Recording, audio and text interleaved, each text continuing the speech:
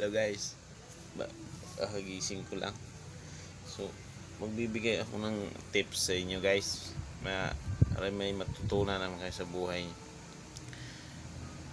Para sa mga gustong magkaroon ng relasyon. Ito yung tip para sa inyo ha. Unang gagawin nyo is maghanap kayo siyempre ng karelasyon. Para may karelasyon kayo. Kasi kung wala kayong karelasyon, so hindi yun tawag doon relasyon. Kaya kailangan nyo munang maghanap ng karelasyon. Kung may papatol sa pagmumukha nyo, gaya ng mukha ko, hindi may karelasyon na kayo.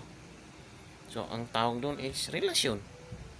Pero kung wala ka namang karelasyon, tapos nagtatanong ka sa akin kung anong gagawin para mapaganda yung relasyon, ay hindi relasyon tawag doon. Wala kang karelasyon pero nagtatanong-tanong ka sa akin ng tungkol sa mga relasyon, tawag doon imagination. Gina